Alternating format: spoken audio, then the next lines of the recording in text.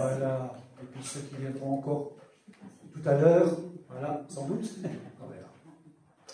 Voilà, donc on répond à l'invitation de Jésus, c'est lui qui nous pousse à venir, malgré voilà, les hauts et les bas, les difficultés. À nous tous, la grâce et la paix nous sont données de la part de Dieu notre Père, de la part de Jésus-Christ, notre Seigneur, et c'est l'Esprit Saint qui met la paix en nos cœurs, un des fruits de l'Esprit, la paix, et la grâce, ça veut dire que Dieu nous a donné. Tu ne peux rien faire plus pour que Dieu t'aime plus.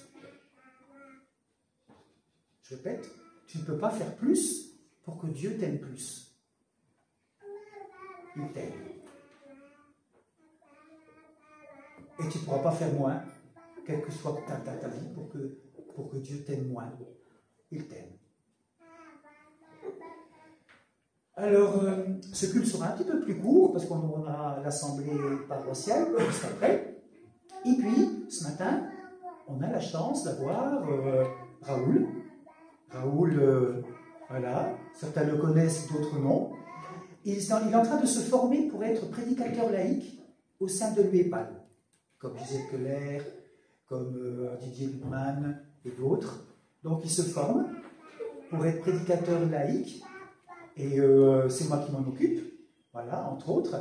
Je suis son pasteur référent. Et voilà, pendant 2 ans, il va se former. Il fera le culte, il fera le message ce matin,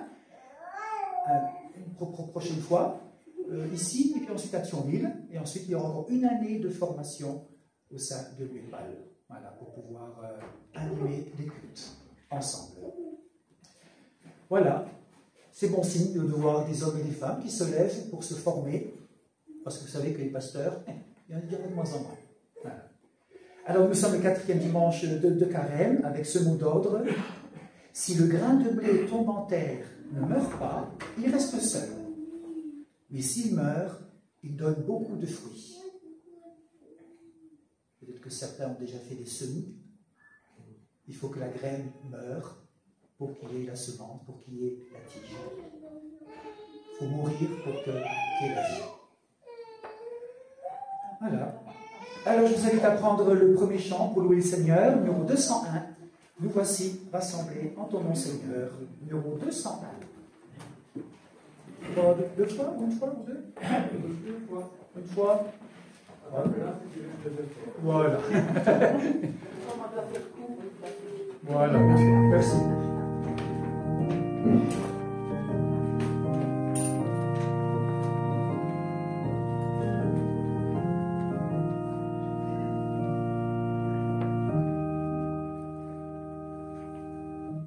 Nous voici rassemblés en ton nom, Seigneur, pour t'offrir la louange de nos cœurs. Alléluia, Alléluia, crions notre joie au Dieu vivant.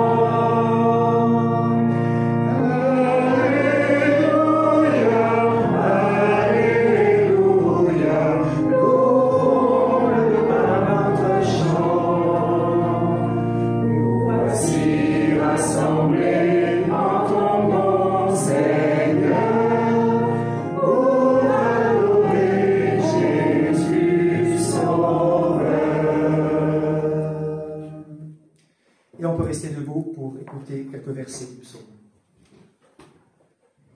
C'est le psaume 84.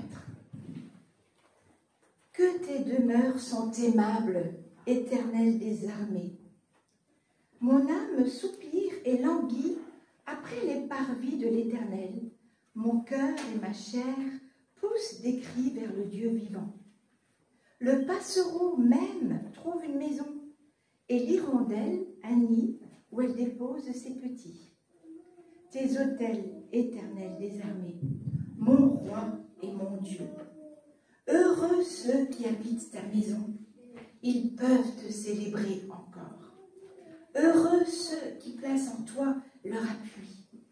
Ils trouvent dans leur cœur des chemins tout tracés. Lorsqu'ils traversent la vallée de Baca, Il la transforme en un lieu plein de sources. Et la pluie la couvre aussi de bénédictions. Leur force augmente pendant la marche et ils se présentent devant Dieu à Sion. Mieux vaut un jour dans tes parvis que 1000 ailleurs. L'Éternel donne la grâce et la gloire. Il ne refuse aucun bien à ceux qui marchent dans l'intégrité. Éternel des armées, heureux l'homme qui se confie en toi. Amen.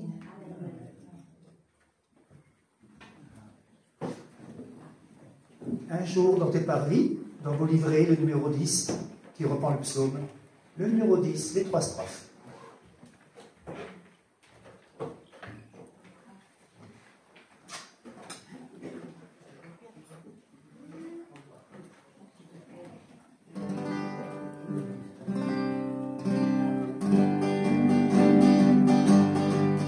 Un jour dans tes parvis, au mieux que l'île ailleurs, Seigneur, tu nous bénis, nous sommes frères et sœurs.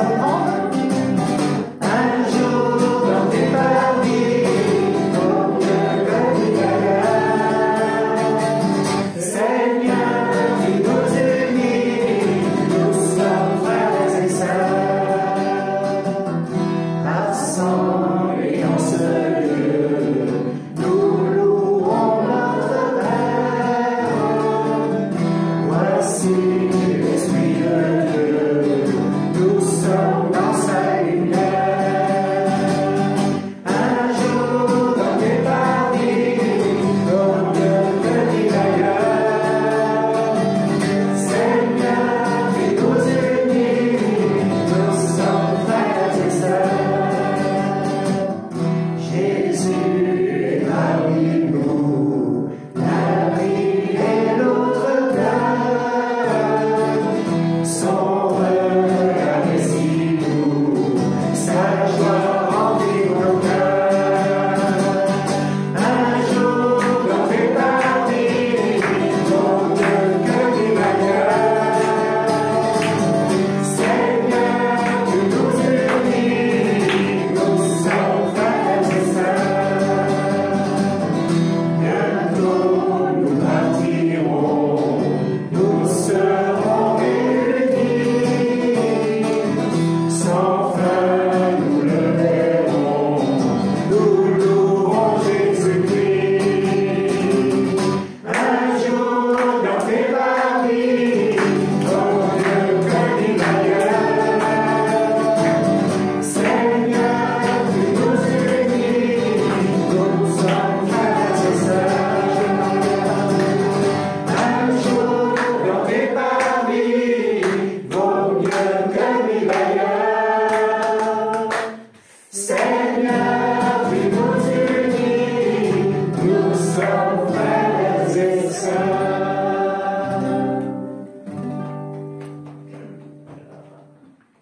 Et prions ensemble. Seigneur, merci pour cette joie que tu nous donnes ce matin. Nous sommes heureux d'être dans ta maison, car un jour dans ta maison vaut mieux que 1000 ailleurs. Merci pour cette joie qui nous rassemble. Merci parce que nous sommes frères et sœurs devant toi. Merci Seigneur pour tout ce que tu as en réserve pour chacun de nous. Et comme nous l'avons entendu dans le psaume, chacun de nos chemins, tous les chemins sont tracés. Notre avenir est dans ta sûre main. Alors, Seigneur, nous te demandons aussi pardon pour toutes les fois où nous nous sommes inquiétés inutilement, pour toutes les fois où nous nous sommes inquiétés du lendemain. Car tu l'as dit dans le psaume, l'hirondelle trouve un nid, le passereau trouve de quoi manger. Donc ne vous inquiétez pas du lendemain. À chaque jour suffit sa peine. Seigneur, nous voulons te louer pour tout ce que tu nous donnes, jour après jour.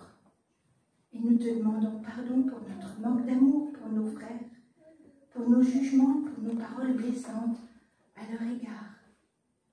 Aide-nous, Seigneur, à nous accrocher à ta parole, à trouver en toi cette encre qui va nous aider à être fort et près de toi.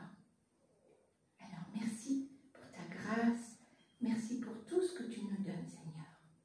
Dans le nom de Jésus. Amen.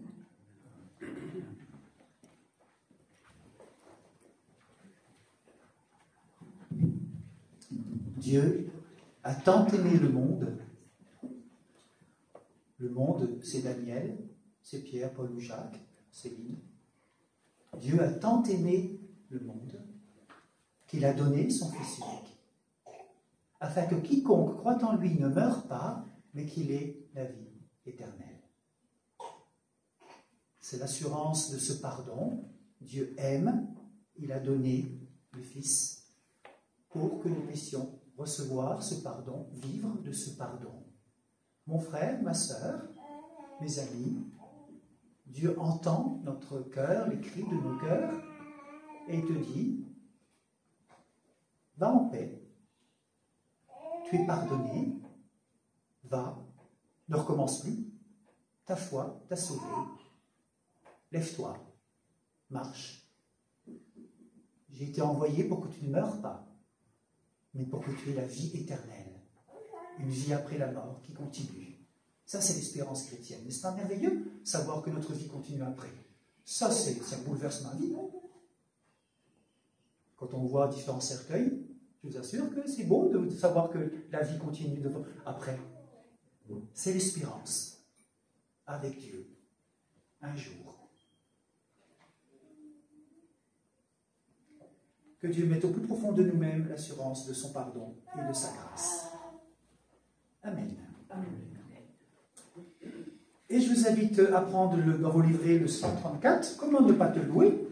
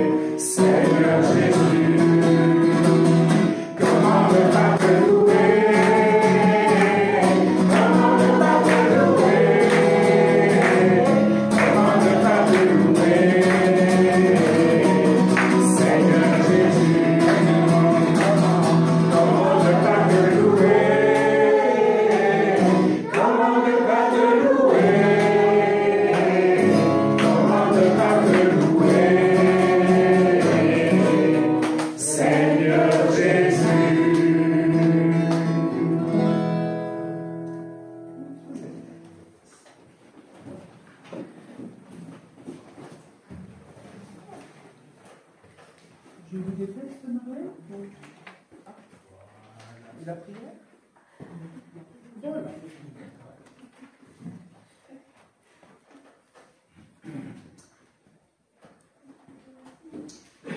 Avant d'ouvrir la Bible, on va prier pour que Dieu puisse nous éclairer. Seigneur, tu as promis d'envoyer sur nous l'esprit de vérité pour nous conduire dans toute la vérité. Dans ce monde, nous savons, beaucoup de personnes proclament avoir la vérité. Toi, Jésus, tu as dit, je suis la vérité. Nous le croyons. Alors, conduis-nous dans la vérité, Jésus, pour nous donner la joie et la paix intérieure. Viens ouvrir nos oreilles, viens ouvrir notre cœur pour qu'on puisse recevoir maintenant ta parole, qu'elle nous donne l'enthousiasme de vivre, qu'elle nous remplisse de l'amour pour nos frères et sœurs, pour notre prochain. Au nom de Jésus-Christ, nous prions. Amen.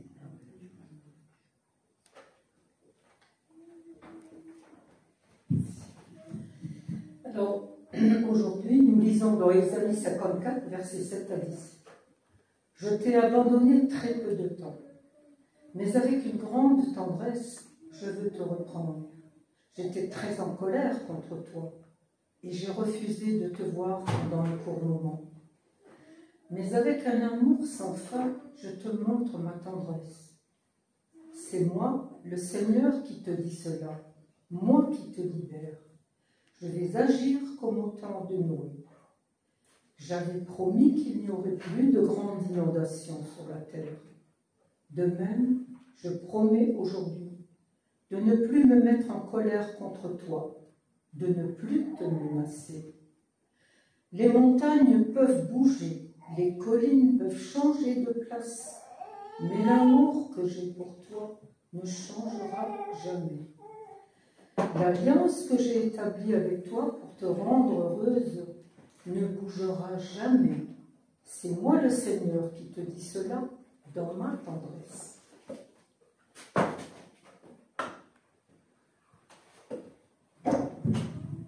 Comme annoncé, donc je vais laisser la parole à Raoul, qui va nous lire le texte biblique, et puis ce message que le Seigneur a mis sur son cœur pour ce matin, dans Jean 12.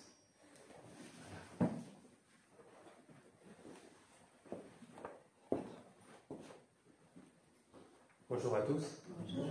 Déjà, je tenais à vous remercier pour l'accueil que vous me faites au sein de votre communauté ce matin. Et je rends grâce également à Dieu qui me permet d'être un instrument qu'il utilise pour annoncer sa parole. Donc, je vais faire l'effort dans ma diction, parce que je suis conscient de ça, de bien articuler.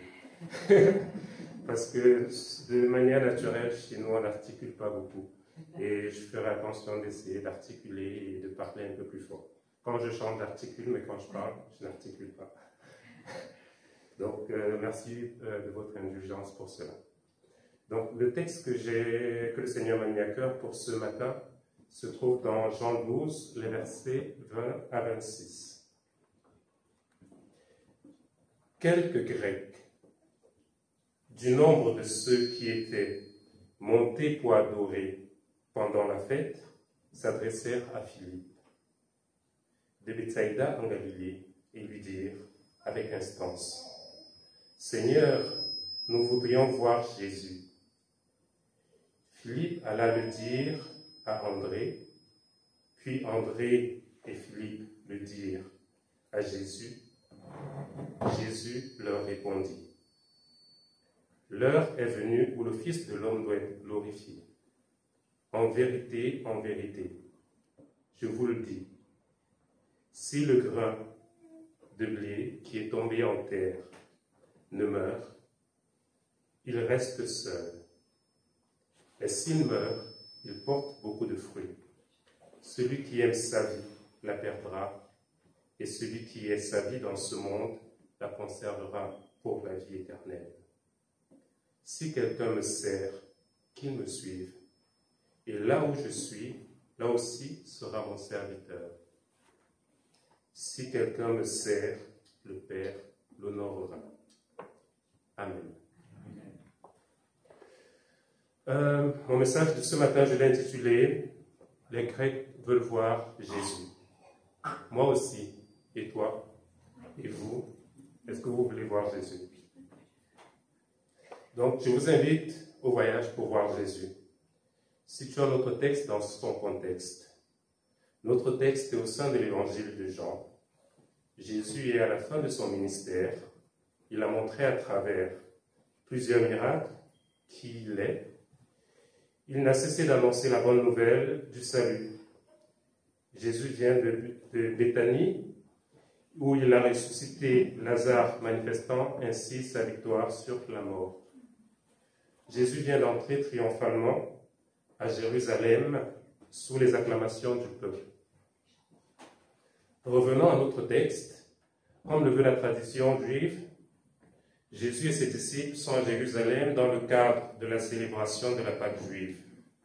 Il se trouve que parmi les Juifs qui sont montés à Jérusalem, il y avait des Grecs, et ceux-ci veulent voir Jésus. Pour ce faire, ils vont voir Philippe et André.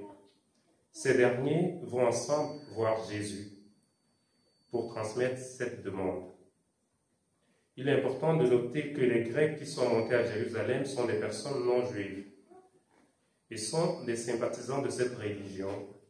Ils sont également montés pour adorer Dieu. On pourrait donc dire qu'il s'agit de personnes en quête de spiritualité, à la recherche d'un Dieu. D'ailleurs, dans le cadre de leur demande à Philippe, il n'est pas précisé pour quelle raison ils veulent voir Jésus. On pourrait s'imaginer par exemple qu'ils veulent le voir parce que Jésus a une forte popularité. Il y a la foule qui le suit partout. Cette popularité vient d'être confirmée par son entrée à Jérusalem, où il est accueilli tel un roi.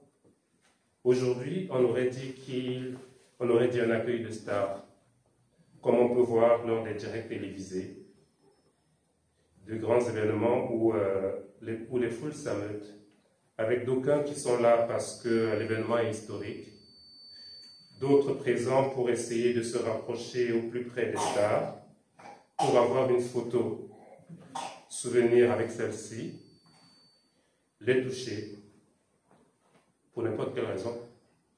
En tout cas, nous ne savons pas pourquoi ils veulent voir Jésus.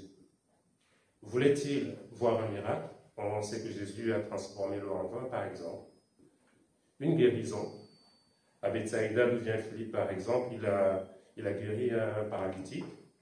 Avoir un conseil par rapport à des situations dans leur vie. Jésus a notamment été interpellé sur les problèmes d'héritage, le mariage ou les problèmes de société. Par exemple, payer l'impôt, prendre position, par exemple, sur le jugement de la femme adultère. Écouter un enseignement. Entrer en relation avec lui. Ceci nous interpelle sur les raisons qui nous poussent à être là ce matin et à rechercher Dieu de manière générale. Oui, pourquoi recherchons-nous Dieu? Pour ce qui concerne Dieu, son amour est inconditionnel. Et Jésus l'a d'ailleurs annoncé plus tôt. Car Dieu a tant aimé le monde qu'il a donné son Fils unique afin que quiconque croit en lui ne périsse point, mais qu'il ait la vie éternelle. Revenons à notre texte. Nous observons que les Grecs ont choisi Philippe qui s'appuie sur André et tous les deux vont ensemble voir Jésus. Philippe et André sont les disciples de Jésus et sont tous les deux d'origine grecque. Ils ont donc une origine commune avec les Grecs qui veulent voir Jésus. Ceci nous interpelle sur le fait que Dieu peut se servir de ce qu'on est pour amener des gens à lui. Nous qui connaissons déjà Jésus sommes donc des témoins par qui notre entourage peut s'appuyer pour rencontrer Dieu. Nous sommes des témoins au sein de nos familles, des activités culturelles, professionnelles que nous menons au quotidien. Philippe et André, en allant tous les deux parler à Jésus, nous rappellent la persévérance et la puissance de la prière à plusieurs pour que le Seigneur se révèle à nos frères et sœurs qui ne le connaissent pas encore.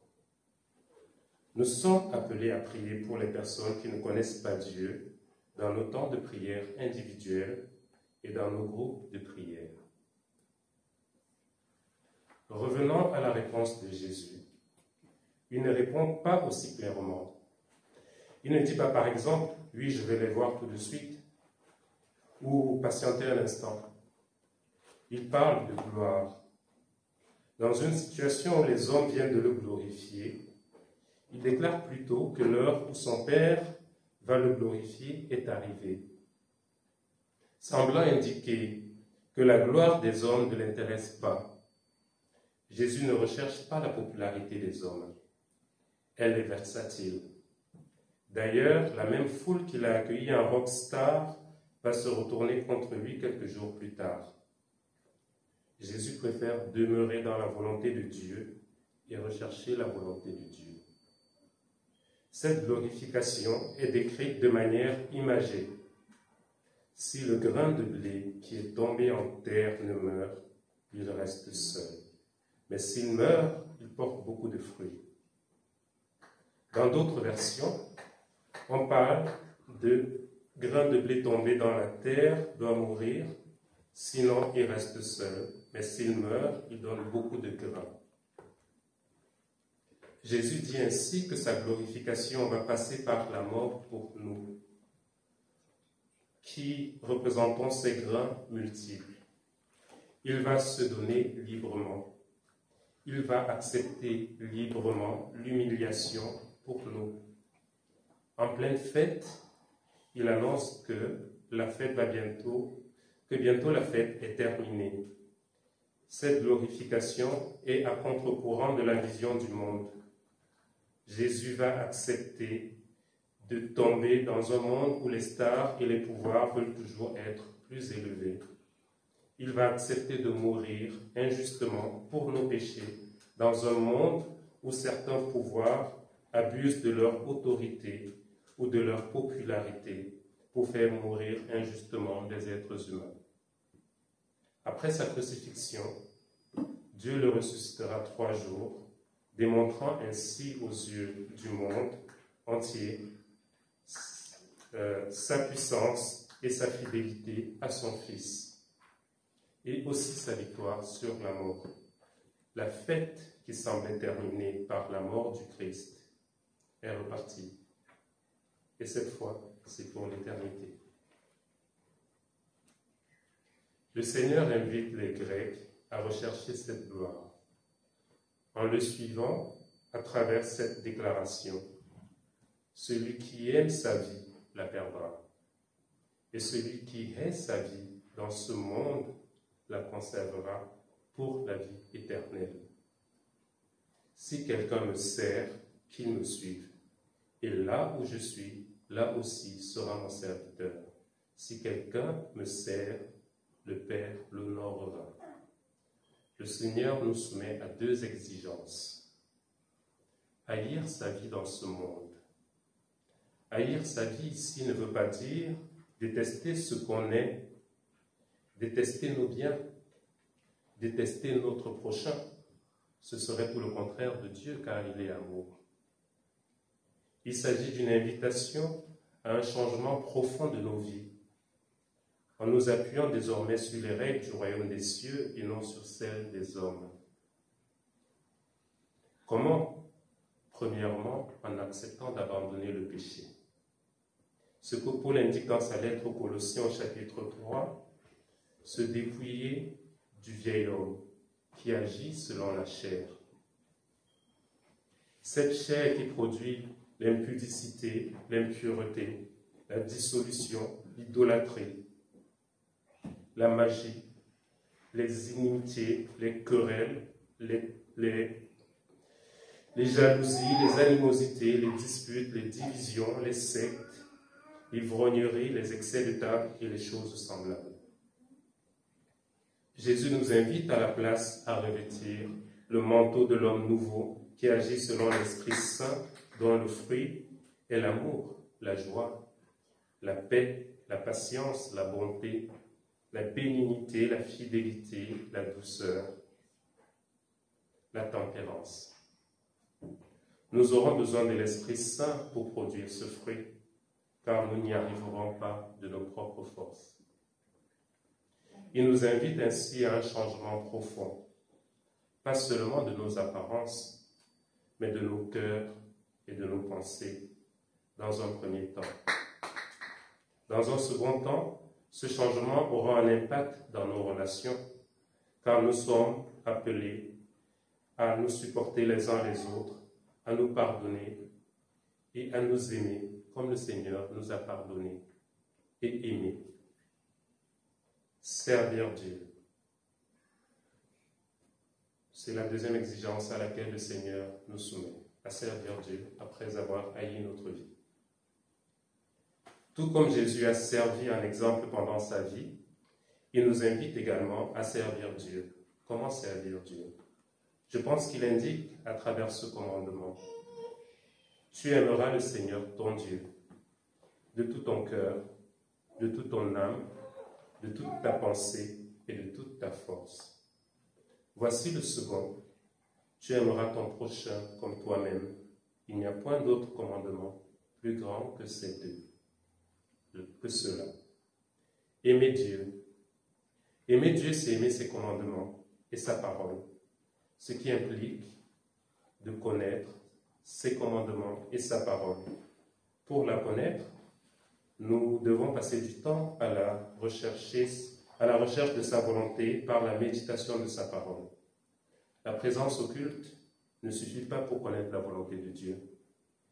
Une lecture plus fréquente de nos Bibles et un temps de prière régulier nous aident à connaître le cœur de Dieu et sa volonté, que nous sommes invités à appliquer au quotidien. Aimer son prochain. Aimer son prochain, c'est lui donner à manger quand il a faim, lui donner à boire quand il a soif, accueillir l'étranger, revêtir celui qui est nu et visiter les malades et les personnes en prison. Aimer son prochain, c'est prendre soin de lui comme nous prenons soin de nous. Sortir de l'indifférence des besoins de l'autre et prendre soin avec nos capacités. Le Seigneur nous indique d'ailleurs qu'à chaque fois que nous prenons soin de notre prochain, c'est à lui que nous le faisons. C'est drôle. Ça nous rappelle que les Grecs voulaient voir Jésus. Et là, j'ai le sentiment que le Seigneur nous dit que nous le voyons tous les jours. Lui.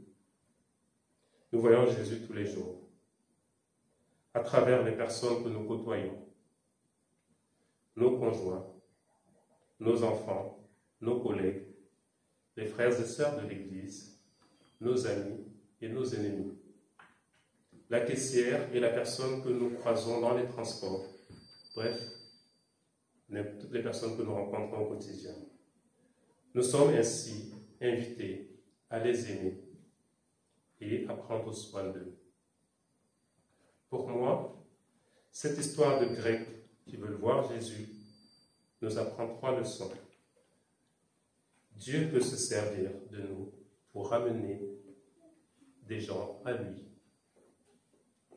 La prière et l'intercession pour les personnes non croyantes permet à Jésus de se révéler à ceux-ci. La gloire que Dieu nous offre nous demande de renoncer à nos désirs charnels pour servir Dieu. En aimant ses commandements et sa parole, et en aimant notre prochain. Cette gloire, c'est la vie éternelle que nous avons par la mort et la résurrection de son Fils, Jésus-Christ. Les Grecs, désiraient voir Jésus. Et ceux des derniers, en réponse, les invitent à une vie transformée par l'Esprit Saint et à se mettre à son service en aimant Dieu et en aimant leur prochain pour mieux le voir et ainsi hériter de la vie éternelle avec lui près du Père. Dans le texte, nous n'avons pas la réaction des Grecs à cette... Dans le texte, nous n'avons pas la réaction des Grecs à cette proposition. Cependant, chacun de nous peut se poser la même question. Acceptons-nous de nous laisser transformer par l'Esprit Saint pour revêtir le manteau de l'homme nouveau et servir Dieu? Amen.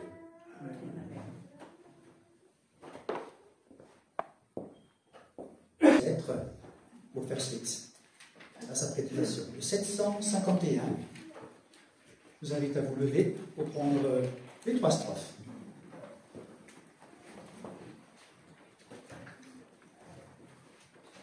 Un chrétien, voilà, on chante tout de suite, un chrétien, je voudrais être dans mon cœur. Chrétien, je voudrais être dans mon cœur. C'est un peu rapide. Chrétien, je voudrais être devant mon cœur, devant mon cœur. Un chrétien, je voudrais être devant mon cœur, devant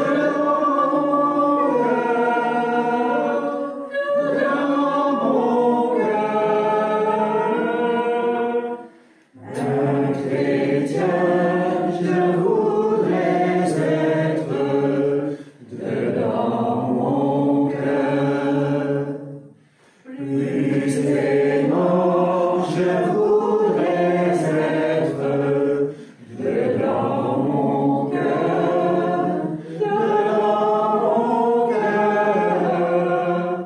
Plus aimant, je voudrais être dedans mon cœur, dedans mon cœur, dedans mon cœur. Donne-moi, Seigneur, de l'être dedans mon cœur. Pur et saint, je voudrais être dedans mon cœur, dedans mon cœur.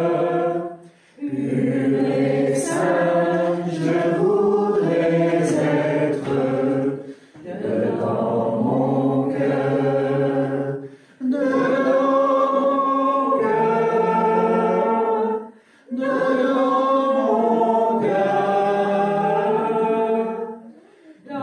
Donne-moi, Seigneur, de l'être dedans mon cœur. Je vous invite à prendre place pour les annonces. Je vous les laisse ici.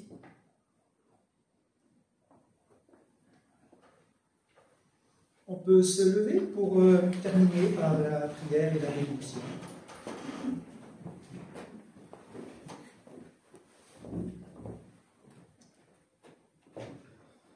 Seigneur, tu nous appelles à te servir. Et un de ces services, c'est de pouvoir te prier pour celles et ceux qui nous entourent. Alors, nous voulons, dans le silence, te confier les personnes qui nous sont chères. Permets-nous de les amener au pied de ta croix pour qu'ils puissent recevoir la paix, la joie et la guérison et le pardon dont ils ont besoin. Alors, merci, Père, de pouvoir présenter toutes ces personnes qui nous tiennent à cœur dans le silence.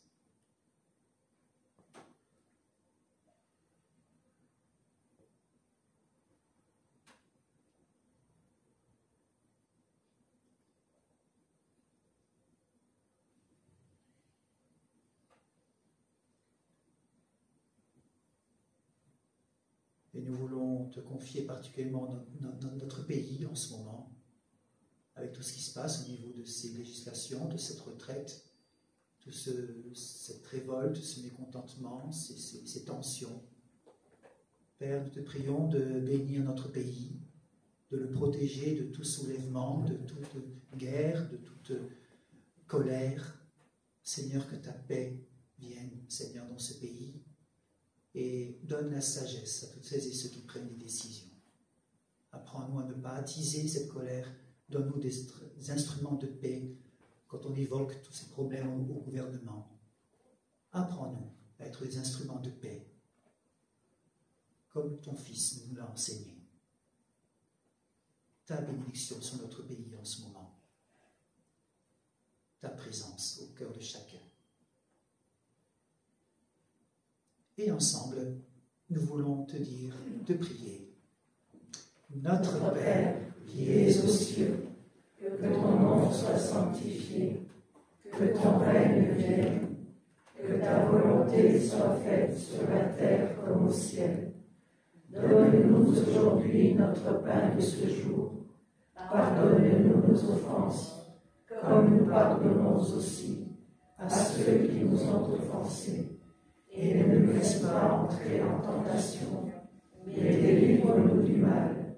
Car c'est à toi qu'appartiennent le règne, la puissance et la gloire, pour les siècles des siècles.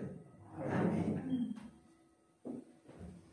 Et que le Seigneur Tout-Puissant vous bénisse et vous garde, lui qui est le Père, qui vous remplisse de son amour, lui qui est le Fils, qui vous donne sa force de le servir, lui qui est l'Esprit Saint, qui vous amène dans la paix, l'amour et la consolation dont vous avez besoin.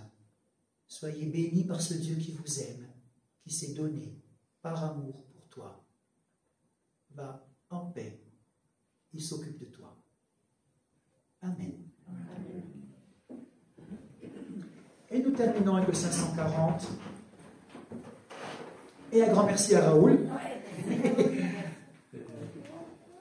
Un grand merci. Bonne continuation.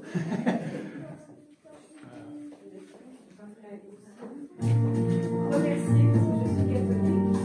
Et voilà, je voudrais vous remercier. Voilà. Merci, merci. Avec plaisir. La première et la troisième strophe. Numéro 540.